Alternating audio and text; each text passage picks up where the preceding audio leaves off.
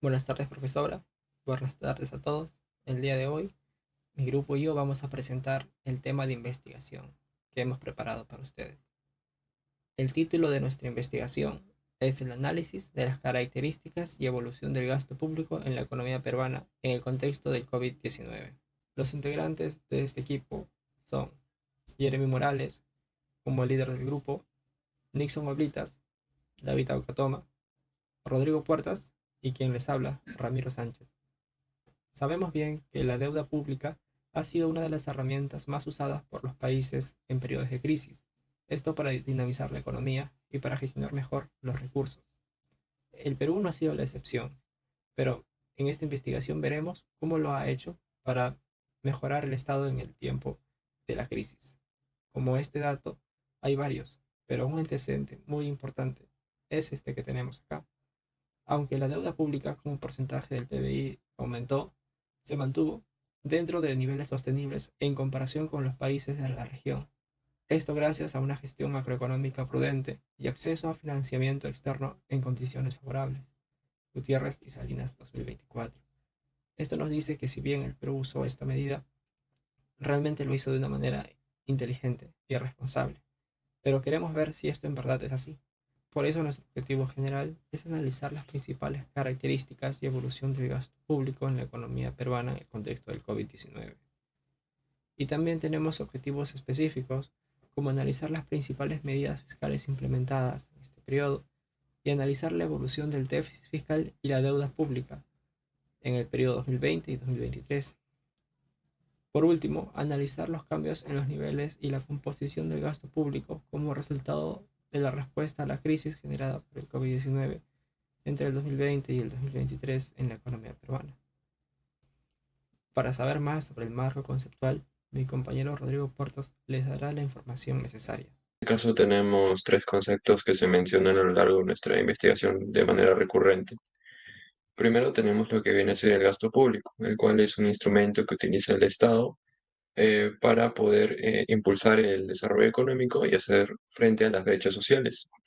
Esto según el MEF del año 2022. Luego también el MEF nos habla de otros dos conceptos, en este caso el segundo es el déficit fiscal. Este consiste básicamente en cuando los gastos del gobierno son mayores a los ingresos, es decir, hay un saldo negativo. Y luego tenemos lo que viene a ser la deuda pública, el cual es los pagos a futuro que debe realizar el gobierno, perdón, el Estado. Ahora yendo ya a la revisión de la literatura, nos hemos basado principalmente en dos autores, ambos con estudios macroeconómicos. En el caso del primero es de Arellano en el año 2022, el cual nos habla de que muchos gobiernos latinoamericanos en el contexto de la pandemia lo que hicieron fue fomentar políticas de austeridad. Sin embargo, estas en lugar de beneficiar a la población lo que hicieron fue perjudicarla, ya que estas generaron mucho más pobreza y desempleo. Y por otro lado, Rodríguez en 2021 nos viene a decir que lo que realmente debió hacerse en este contexto fue fomentar estrategias fiscales expansivas, ya que a partir de esto la población lograría tener, o bueno, tanto la población como la economía podrían tener una mayor resiliencia económica y a su vez eso también podría reactivar la economía. Ahora vamos a pasar al siguiente apartado que es el de modelos y para esto sí le voy a dar paso a mi compañero David Aucatoma.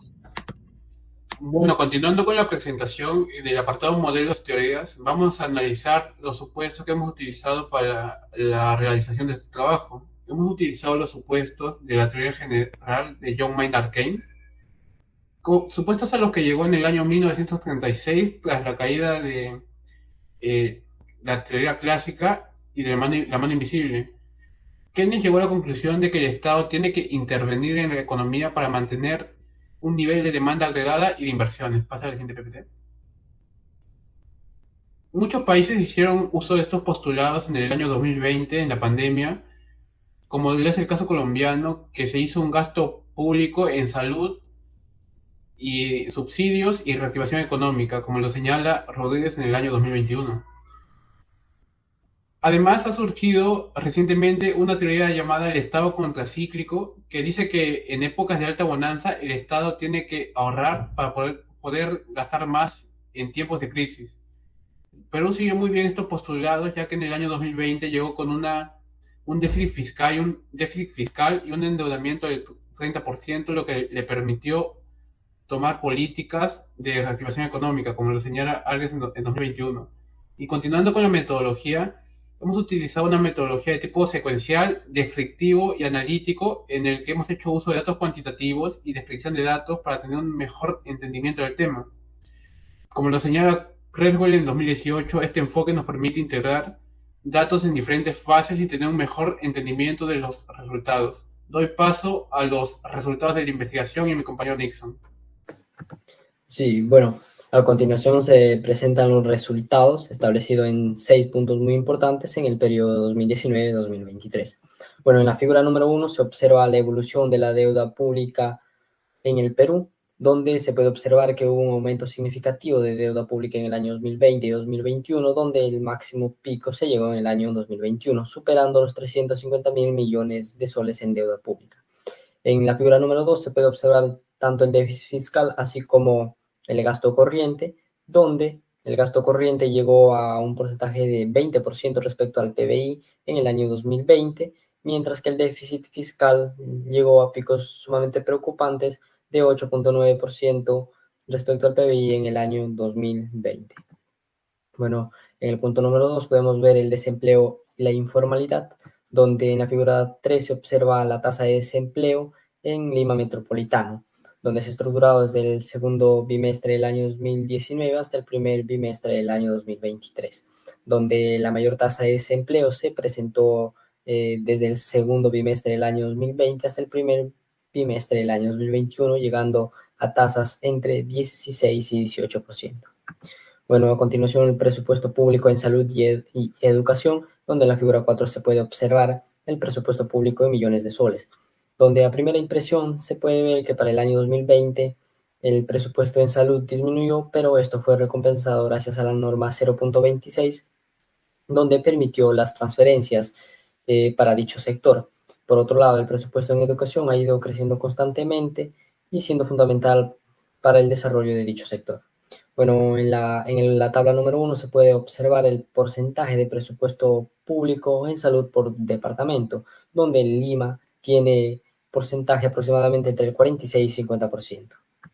Bueno, en los gastos tributarios se puede observar tanto las retribuciones brutas es toda la barra, mientras que las retribuciones netas la parte verde y lo demás serían las devoluciones. Y donde se puede observar que para el año 2020 hubo una disminución muy grande y muy considerable de recaudación neta. Bueno, esto fue dado gracias a las políticas económicas establecidas por el gobierno central respecto a los gastos tributarios. Bueno, en el siguiente punto tenemos la deuda pública bruta, donde se puede observar tanto la deuda interna así como la deuda externa, donde en el año 2020 y 2021 aumentó considerablemente, siendo el año 2021 el más grande o más creciente, que llegó a mayor de 350.000 millones de soles de deuda.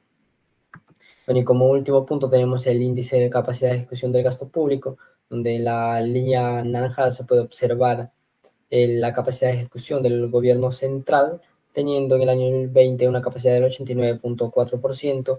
En cambio, los gobiernos locales tuvieron una capacidad de ejecución muy baja, que llegaron en el año 2020 a 63.10%, siendo preocupante dicha capacidad de ejecución. Bueno, sí, la discusión, primero corroboramos que la crisis vislumbró las deficiencias existentes en el sistema de salud, no solo a nivel de Perú, sino también en Latinoamérica, como corrobora Arellano en México, perdón.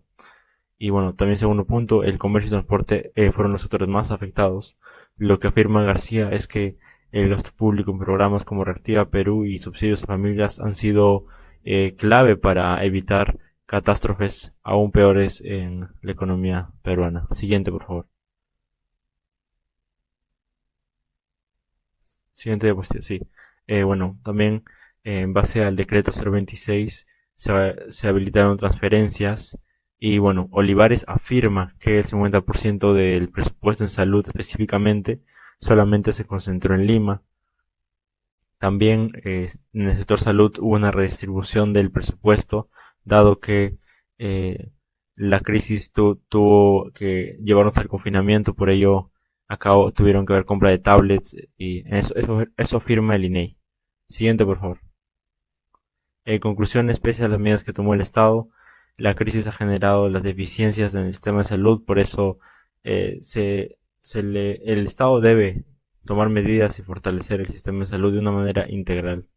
También se hace visible las desigualdades que aún persisten por el lado de la centralización, en lo que vemos que casi el 50% está solamente en Lima, lo que deja a mucha población sin la misma calidad de atención. Siguiente, por favor.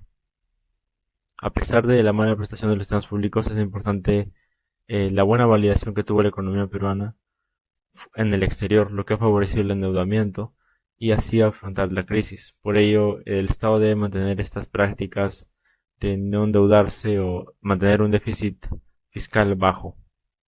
Y es verdad que la recaudación tributaria se contrajo también en 2020, sin embargo, el endeudamiento fue clave y el Estado usó ese endeudamiento para hacer programas como Reactiva Perú, que dieron dinamismo a la economía, activando y evitando que empresas pequeñas, pymes, puedan quebrar y que se rompa la cadena de pagos.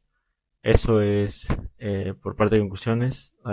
Agradecemos a la profesora Ivonne por ayudarnos a realizar este trabajo y por compartirnos todos los conocimientos. Y también agradecemos a la Universidad Nacional Mayor de San Marcos, que nos brinda la oportunidad de desarrollarnos como profesionales.